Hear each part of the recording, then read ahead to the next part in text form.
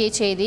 கேரள நடிகர்கள் மீது நடிகைகள் முன்வைத்த பாலியல் புகார் தொடர்பாக ஒவ்வொரு வழக்கிற்கும் ஒரு சிறப்பு புலனாய்வு குழு அமைத்து விசாரணை நடத்தப்படும் என்று IPS பூங்குழலி தெரிவித்திருக்கிறார்.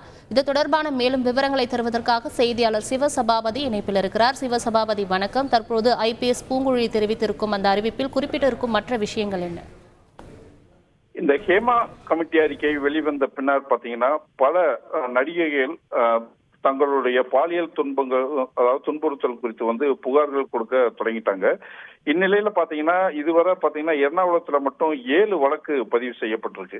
இந்த வழக்குகள்லாம் பதிவு செய்யப்பட்ட பிறகு இந்த வழக்கு விசாரணைக்கிறதுக்காக IPS அதிகாரி பூங்குழலி தலைமையில சிறப்பு விசாரணை குழு ஒன்று அமைக்கப்பட்டு அந்த குழு தற்பொழுது இந்த விசாரணையில இறங்கியிருக்காங்க. இவங்க பாத்தீங்கன்னா நடிகர் ஜெயசூர்யா, இடைவேளை பாபு, பாபுராஜ், மணியம்பிள்ளை ராஜு, சந்திரசேகரன், முகேஷ் உட்பட 7 பேர் மீது வழக்கு பதிவு செய்யப்பட்டிருக்கு இல்லையா.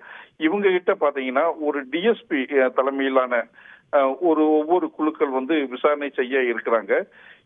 திரையுலகில் இருக்க இந்த புகார் விசாரணையின் போது இந்த விசாரணை பாத்தீங்கன்னா ஒவ்வொரு பகுதியாக, ஏன்னா எல்லாருமே திரையுலகத்துல இருக்கிறவங்க அப்படிங்கறதுனால இவங்க கிட்ட இவங்களை அணுகி விசாரணை பண்றதுல அதிக கவனம் எடுத்துக்கணும். அதனால வேற எந்த விதமான ஒரு அசம்பாவிதமும் அதாவது பழியும் வந்துடக்கூடாது அப்படின்னு சொல்லிட்டு மிக கவனமாக இந்த விசாரணை பண்ணணும் அப்படின்னு சொல்லியிருக்காங்க. ஆனா இவங்க கிட்ட ரகசிய அறிக்கை பதிவு செய்வது குறித்து தற்பொழுது எதுவுமே முக்கியமாக கருத்து எதுவும் இல்லை அப்படின்னு சொல்லியிருக்காங்க.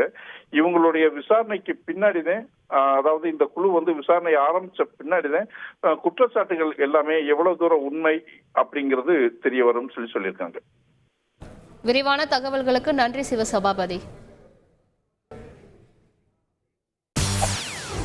செய்திகளை உடனுக்குடன் தெரிந்து கொள்ள உடனே சப்ஸ்கிரைப் பண்ணுங்க.